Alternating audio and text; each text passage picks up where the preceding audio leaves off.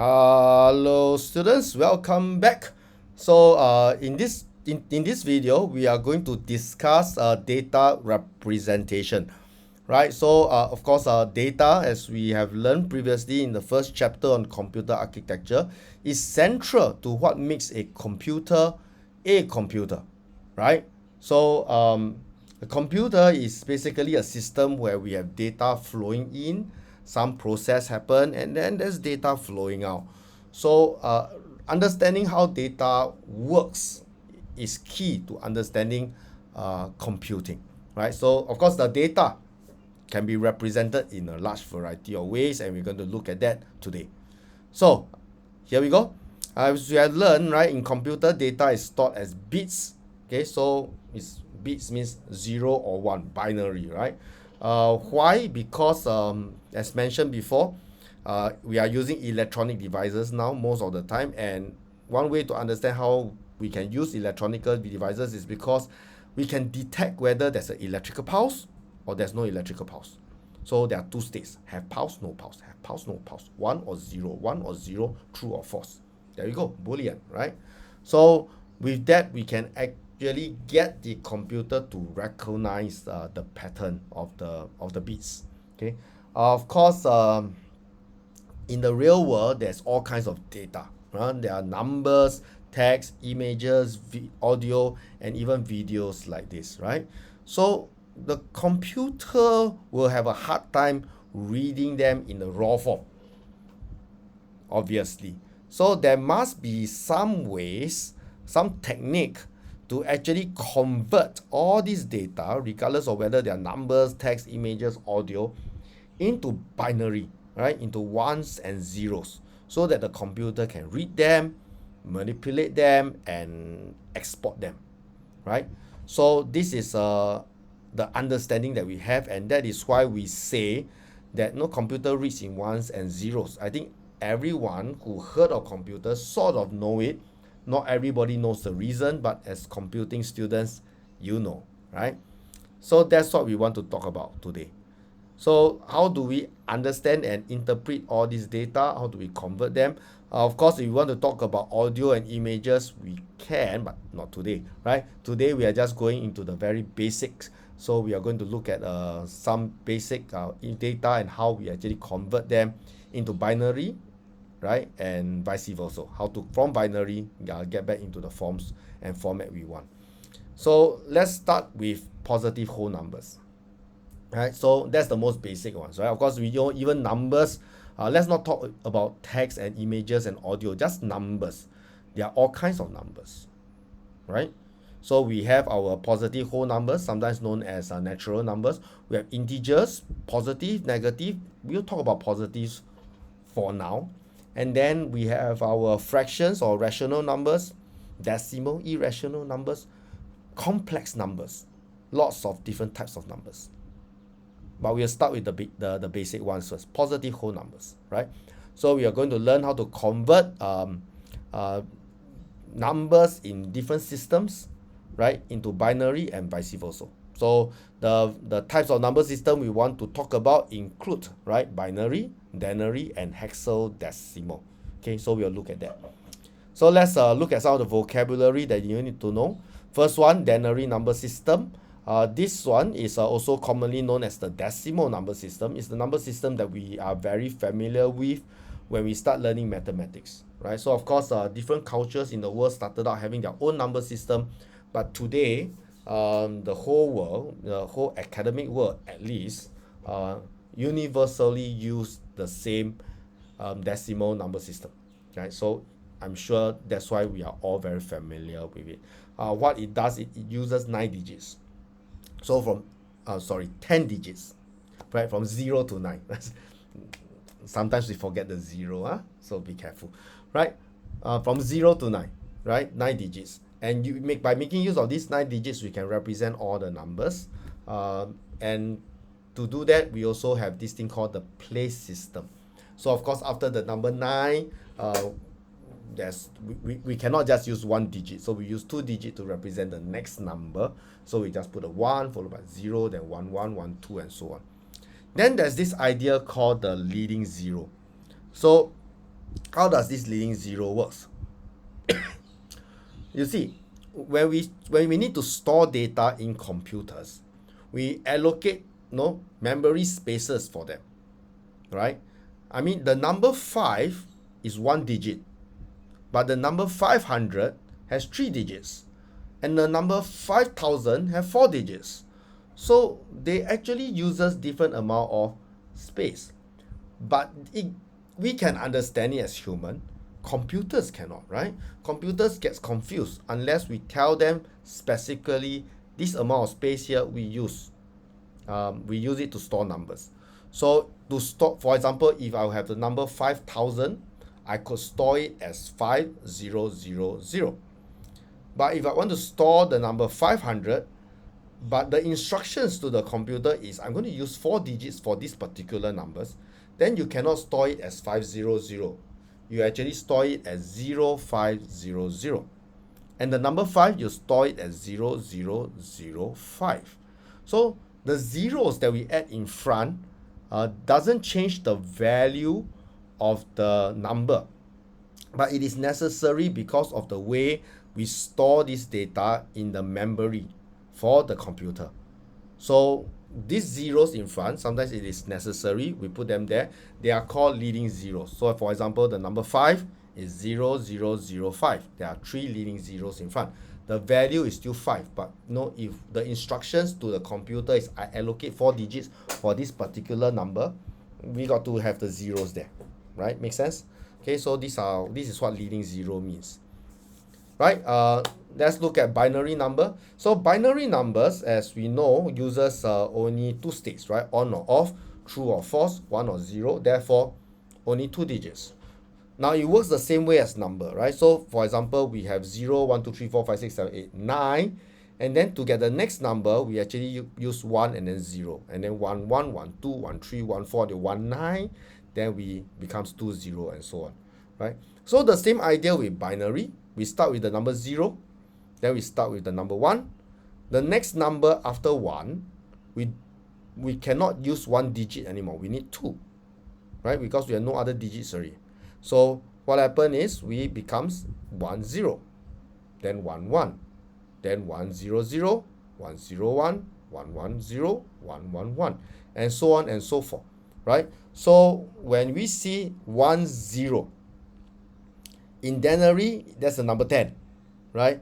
By binary, it actually means the number 2. So the binary number system is a system that's made out of 1, 0 or 2 unique digits, right? And the place systems also applies here, right? For example, if I have the number 25, is actually 5 times 10 to the power 0 plus 2 times 10 to the power 1. So if I have the number 1011, this time round, instead of using base 10 for denary, we use binary, so it's base 2.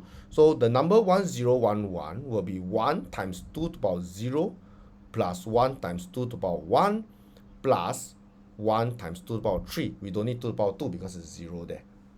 Got it? So that's actually how we can actually very quickly find out the value of a large binary numbers. As you can see, binary numbers, when the numbers get big, it uses a lot of digits very quickly. So later you will see why there are other systems that help us to manage this a little bit better.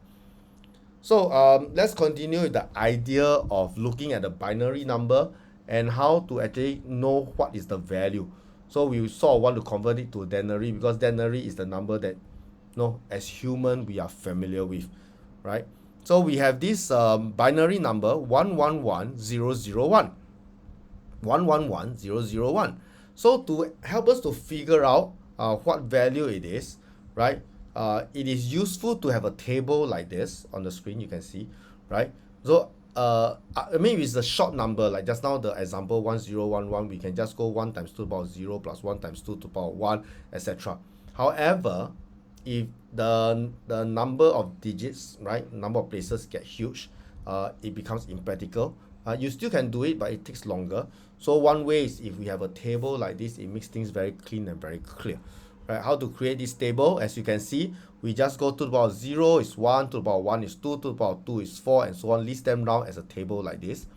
The table can go on, of course, but if you know that your number is not that big, it doesn't go beyond 100, then we don't need to go too far, right? So something like this will be sufficient. And after that, we just put down the binary digits, right? 111001, let's put them down in this manner, right? So, and then just do a quick comparison, right? So after that, we can see very quickly, it is 1 times 2 to the power 0, plus 1 times 2 to the power 3, plus 1 times 2 to the power 4, plus 1 times 2 to the power 5. And when you add them up, you get the number 57. Therefore, the number 111001 in binary is actually 57 in denary. Alright, so let's move on. How about the other way around? Let's say we have a denary number and we want to get the binary version. So there are a few different ways to do it. One method that we can use is the division by 2. Why division by 2? Binary, right? Division by 2. So what we can do is we can create a table, as you can see on the slide, right? So let's say I have the number 135. How do we write down 135? Well, we start dividing it by 2. And after we divide by 2, if there is a remainder, we mark it down as 1. If there's no remainder, we mark it down as 0. And we keep repeating the process until the end, right? So let's see. If I have the number 135, I divide it by 2, I get 67. I have a remainder, I mark it down. Then continue, take the quotient, 67, divide by 2 again. Hey, there's a remainder, put it down. So 33 is a quotient, 33 divided by 2, I have a remainder. So 33 divided by 2 is 16, remainder 1. So 16 divided by 2, this time round, 16 divided by 2, I don't have any remainder, I put 0. 8 is the result. So 8 divided by 2, 4, no remainder. 4 divided by 2, again no remainder. 2 divided by 1, no remainder. And finally, we are left with the number 1. Now 1 divided by 2 is 0, remainder 1, right? So we have 1. Therefore, 135 is actually in binary 1000110. We read from bottom to top in this particular example, right? Okay. How about method 2? Now, method 2 is another way that we can actually very quickly get the value, right? So again, we use a table like this, and when we have the table like this, what you can do is we have the number 135. And we start to run through the numbers and see the largest numbers I can subtract from 135. So 135, can I subtract 256? Cannot, right? But can I subtract it by 128? Yes, I can. So I put a 1 here. So what is the result? Well, 135 subtract 128, I get 7. So I look for the next number, right? 7 subtract 64? No. 7 subtract 32? No. 7 subtract 16? No. 7 subtract 8? No. 7 subtract 4? Yes, I can. 7 subtract 4. So it's possible. I put a 1 here. 7 subtract 4 give me 3. So 3 subtract 2? Well, yes, right? So I'm left with 1. 1 subtract 1? Yes, possible 1. So what happened? I have this. Now, as for the blanks, let's fill it out with 0. Therefore, I get back the same result, right? The value 135 is actually 100000111. Same situation. So there are two different ways. You can either do the division by 2 method or using subtraction, right? Either way that means that you're comfortable with, it works. Okay. All right. So let's introduce the next one. Very exciting one, right? This one is called the hexadecimal. So what happened is the binary is base 2, as you see, right? The place system is base 2. Denary, base 10. Now, hexadecimal is actually base 16, right? And it is useful because what happened is when we talk about base 16, okay, you actually sort of uses less space and more digits, of course, right? More digits, but less space when we store all this information. There are pros and cons to it, but what happened is for computers, it is quite useful to store things in a hexadecimal manner because you will see that it becomes very structured. So it's a very common way of storing data, right? Even the famous one, like for example, color palette, when you fire up a color, some of the image processing and you choose a color, you see sometimes color is written as six characters, right? So the RGB. So you have a hexadecimal for each one, because what happened is a 2-digit hexadecimal actually give us 256 values. So there are a whole spectrum of 256 different shades of blue, 256 shades of green, 256 shades of red. You mix and match them, you actually get a lot of colors that is sufficient to represent most of the things that we see, right? Okay, so that's the idea. Hexadecimal useful. So what are the digits? Well, the digits, the first 10 digits follow the denary 0 to 9, but we start to use characters, right? We use the letter A to represent the value of 10, B to represent the value of 11, C for 12, and so on until we get F. The letter F in a hexadecimal actually represent the value of 15. So after that, what happened to 16? Same thing, right? We roll over, so we write down 10. 10 in hexadecimal actually means 16, right? Okay. So what happened is, if you look at this table, it's very clear why hexadecimal is useful already. So you can see that each character of the hexadecimal actually uses, right, 4-digit binary. So it's very systematic, because earlier we mentioned that when computer stores information, we store them in blocks. So when we break down all this into blocks of 4 digits, it becomes very clean. So hexadecimal has that advantage, and that is why hexadecimal is quite common and quite popular. Okay, so you can see each digit of the hexadecimal actually is equivalent to a 4-digit binary, right, from 0 to 15. Okay, so that makes conversion very easy. So if you have a table like this, it makes conversion very easy. So for example, if we want to convert the number 3C into binary, right? So 3C is hexadecimal. Now it gets very tricky, because we as human beings, we don't use hexadecimal much in our daily life. The computer use it, right? So we look at 3C, we really quite hard to tell what the value is. We got to manually take out a calculator and work it out. However, if we want to convert it into binary, which is the system that the computer loves, is quite fast, right? If we have a table that's stored somewhere in the computer, they do a quick comparison. So the digit 3 for the hexadecimal in binary is 0011 very quickly. Then C is 1100. Therefore, 3C simply becomes 00111100. Beautiful, right? So another example is if we have something like CF07, right? CF07, you ask a human being, I have no idea what the number is. But if this information is not for the human, it's for the computer, I want to convert it to binary, it's very fast, right? C is 1100, F is 1111, 0 is 0000, 7 is 0111. So C707, very fast, 1100, 1111, 0000, 0111, very fast. You see the advantage already? So it's become very efficient, right? So this is computer, right? Computer loves it. Human not so much, but computer loves it. Okay. So how about from binary to hexadecimal? Whoa, pardon me, the font is a bit small for me, right? So let's see if I have another version here, larger fonts. Okay. So here's the example, right? We have this number 101000011011. Whoa, binary. No idea what that is. But if we want to convert it to hexadecimal, I mean, we already know how to convert it to denary. We need the calculator help, right? 1 times 2 to the power 0 plus 1 times 2 to the power 1 plus etc. Very tedious. But that's because we convert it for denary is for human. Now we want to convert it to hexadecimal, which is for storage, right? When we store information in hexadecimal and then you convert it to binary for the computer to run.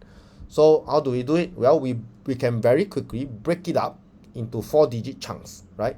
So if I break it into 4-digit chunks, you get things like that, 10, 100, and so on. But what happened is, okay, when I break it up, the very first block here, okay, it's not 4-digit, right? but I want it in blocks of 4 digits. That's what hexadecimal loves. Okay, so what I do is I actually just add in 2 leading zeros. Remember earlier at the beginning of this video, we talked about leading zeros. Here we go, adding 2 leading zeros, right? So after adding 2 leading zeros, each of the 4 digit can be very quickly converted to hexadecimal because we have the earlier table that is stored somewhere, right? Just now the table I showed you in the earlier slide. So converting them, each of the four digit blocks accordingly, it becomes 286B. So there we go. We have just successfully convert 1010000110110111 to 286B. Nice, right? Okay, so binary to hexadecimal can be done very quickly. Okay. How about denary? Aha, right? So now convert to denary is for human consumption. More challenging, more mathematical, but still can be done. So earlier, in the same way that we convert, just now we learned about binary to denary. So we, instead of binary system, we have a denary system now. We have base 16. So you list out something like this in this table, base 16. And what happened is this time round, we want to convert the value C7F, right? So C7F, what we can do is, well, we know that C7F, F represents 15, 7 represents 7, C represents 12. So we have the denary equivalent of each of these places, and then we go, right? So F, which is 15, times 16 to the power 0, right? And then we have 7 here, times 16 to the power 1, plus we have 12 here. C actually means 12. 12 times 16 to the power 2. Add them up, we get 3199. Okay, and that is how we can actually convert C7F in hexadecimal is actually 3199 denary. Okay, so some mathematics is involved. I hope this visualization is good for you. If not, feel free to look for me and I demonstrate to you in person. I think that will be clearer for some of you who needs additional help with that. But I'm sure you will get a hang of it eventually, right? It's not rocket science here. Okay, so that's how we do that, right? Next, how about denary back to hexadecimal? Again, just like denary to binary, there are 2 ways you can do it. You can do it by division, or you can do it by subtraction. So for the division, this time round, instead of dividing it by 2, we divide it by 16, right? Because it's base 16. So what happened? We have, let's say, what's the number example here we are using? 1899. We have the number 1899, right? So we want to convert it. We divide it by 16. We get 118 with remainder of 11. Okay, so of course 11 written as hexadecimal is actually B, right? It's actually B, right? A is 10, B is 11. So 118 this time around divided by 16 again, we get 7 with the remainder of 6. Well, 6 in denary, 6 in hexadecimal, still use the same digit, right? And then 7, well, 7 divided by 16, no quotient, remainder 7, right? So finally, what we get is 1899 is actually 76B. Read from bottom up in this particular setup. Okay, so that's the division method, divide by 16 in this case. There is a method too, right? By subtraction. So using back the same table that we created earlier, okay, we have 1899. So 1899, we can't subtract this huge number over here. We can't subtract this huge number over here. Can we subtract 256? Oh yes, but can we subtract 256 how many times? We can subtract it 7 times, right?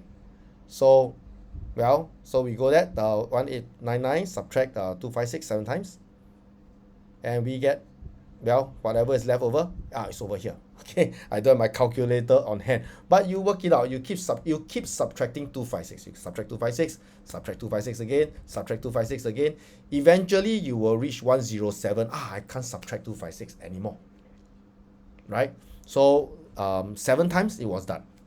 Then from 107, let's subtract the next number, 16. How many times can I do it?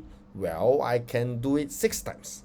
So 107, subtract 16, subtract 16, subtract 16, until I hit 11. Oh, I can't subtract 16 anymore. Well, 11 subtract by 1, of course 11 can be subtracted, can subtract 1. So 11 I can minus 1 11 times, right? So in hexadecimal, 11 is represented using the digit B.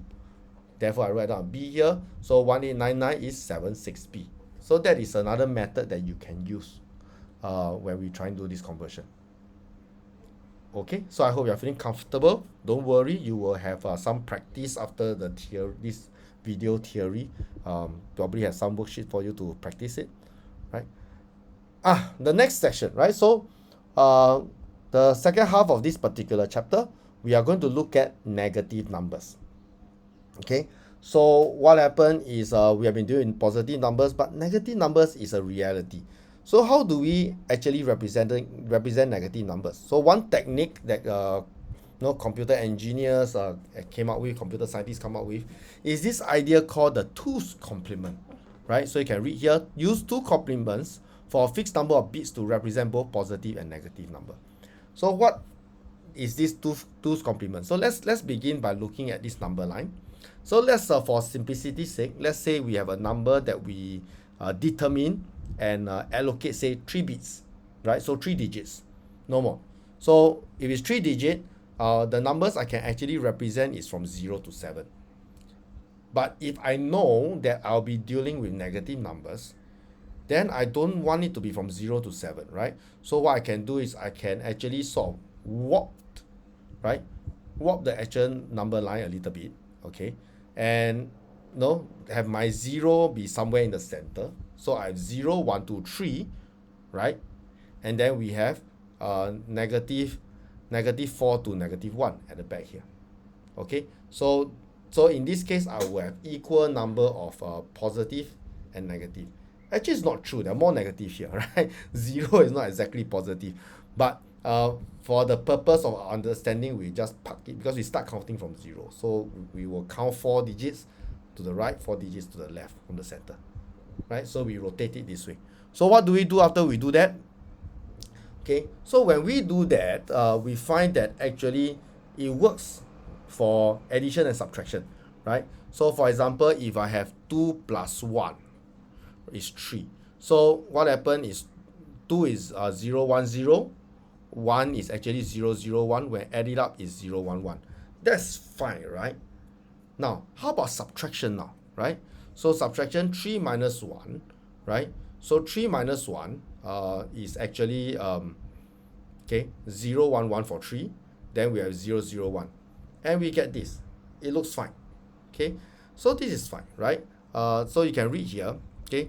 We actually keep the relative order to allow the processor to perform the same binary addition and subtraction. So addition and subtraction, we know how to do it very well in denary. In a system like this, a 3-digit system, it works as well, right? Okay, now this is especially true if you read the slides when transiting between -1 represented by 1, 1, 1 and 0 represented by 0, 0, 0. This is because given a fixed number of bits, okay, the binary result that exceeds the limits of the representable range will simply wrap around. What it means is this, right? Let's say I allocate only 3 digit, right? 3 digit, right? So I only from 0, 0, 0 to 1, 1, 1. But what happened if I went over? So if I will look at this situation, look at this number line, right? After the shifting, if I start from -1 is 1, 1, 1. If I add 1, I should get 0. Now, if we don't look at the idea of the fixed number of bit, 1, 1, 1 plus 1 should give me 1, 0, 0, 0, right? 1, 1, 1 plus 1 is 1, 0, 0, 0. However, because I limit it to only 3 bit, I'm going to ignore the one that overflow, the carry over, right? And end up with 0, 0, 0. And that's how I get -1 plus 1 is 0. It works. So this overflow has a name. It's called the integer overflow. Got it? So it's an overflow that happens But in a system where we are actually dealing with negative number, this two's complement system, we are going to ignore that because we fix the number of bits. Got it? Okay, take a little while to digest this. Okay, so here's an example, more concrete example, right? And that's the one that I talk about, right? So if we have the number 1, which is represented by 001, and then we add -1, right? So 1 plus -1 give me 0. So 1 plus -1 now. -1 is represented by 111 in this case instead of 7. Right? So when we add them up, we get 1000. But because we fix it in terms of 3 bits, this overflow here, we're going to ignore it. And we get back 000 and it works. Okay. Similarly, -1 plus -3 give us -4. -1 is represented by 111. -3 is represented by 101. Therefore, when we add them together, we get 1100. But the 1 here overflows. We ignore it, we get 100. So this system is called the 2's complement. Okay? Well, I know if you're learning and hearing this for the first time, it gets a bit wonky. Don't worry. Okay, with a little bit of practice, you will get the hang of it, right? I mean, when I was learning this for the first time as a student, it was whoa.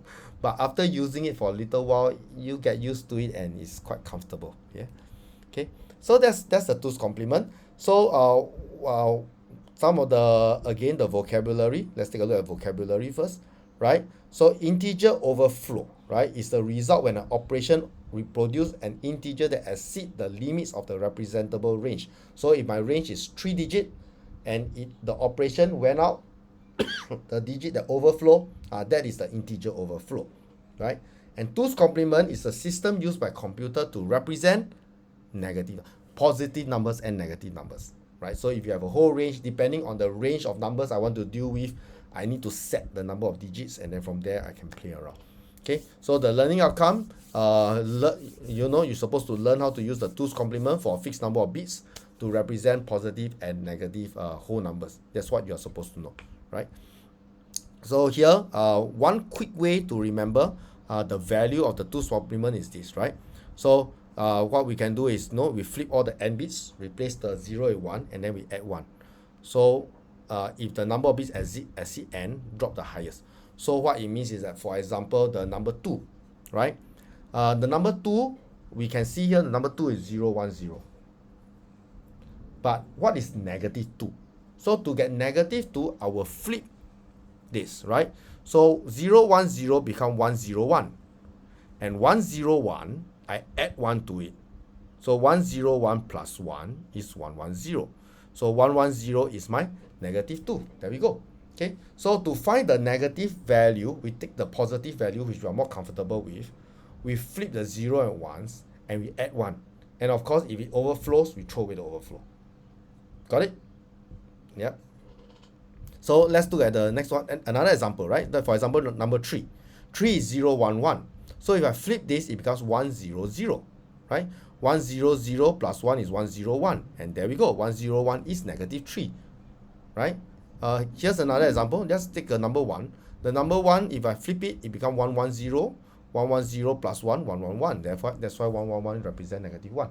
So that's some simple rules to help us to actually figure out what is the negative value in terms of the 2's complement system very quickly. Okay. Right. Well, lots of words that I put over here. Text. Because we're talking about text, right? So we talk about numbers.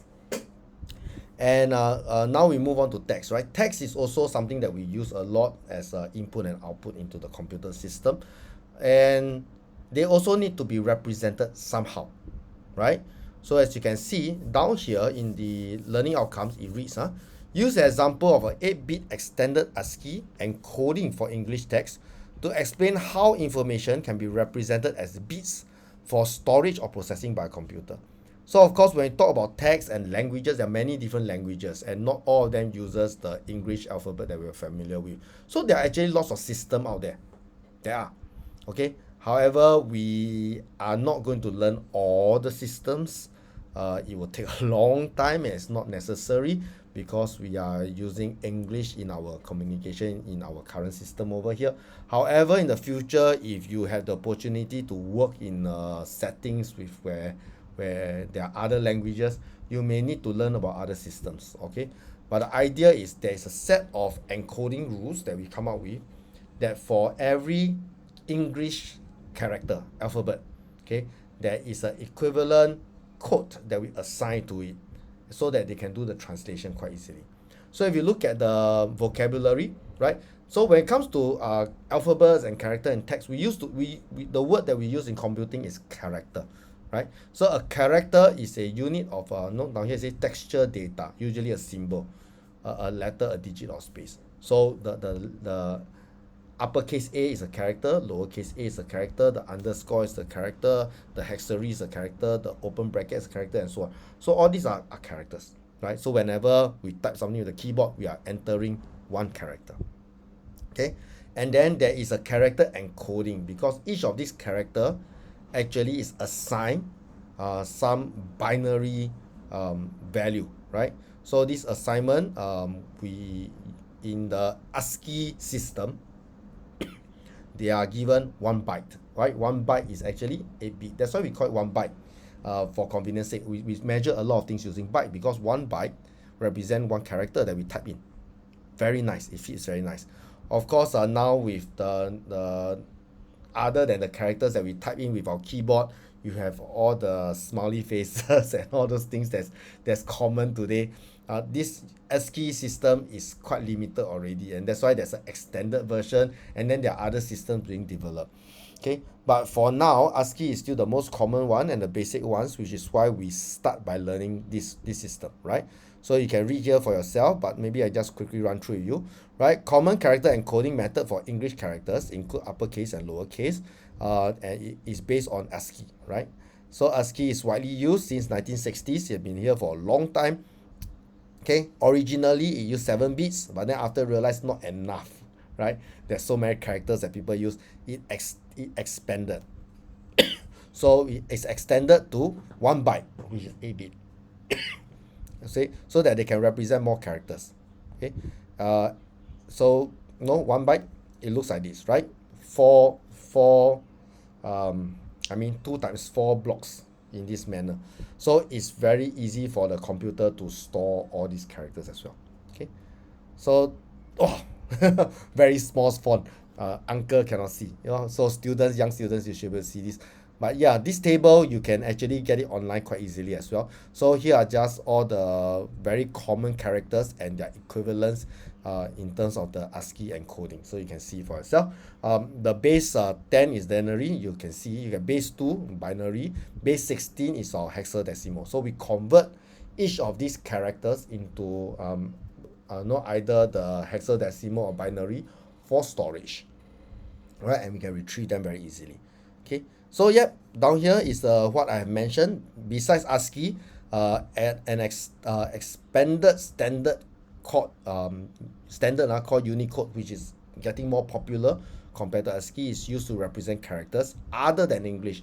Because right now, other than the English language, you have characters for other languages such as Tamil, Mandarin, and so on. So Unicode becomes gaining popularity here, right? So they are also, the thing is, the extended ASCII uses 1 byte. That's why people love it, right? But Unicode is not as restrictive, right? So it not necessarily use 1 byte. It could be more than 1 byte, right? So there's a lot of flexibility. It can be stored, varies from 8 to 32 bit depending on the encoding scheme. So there are a lot of encoding scheme as well, right? So yeah, it's a very exciting world. Who knows, some of you may end up in the future being an engineer in this area, and you change the way we handle data in the future. Okay, so with this, we actually introduce the idea of data representation. I hope you gain a better understanding from this video lecture, and I'll see you for the next one. All the best.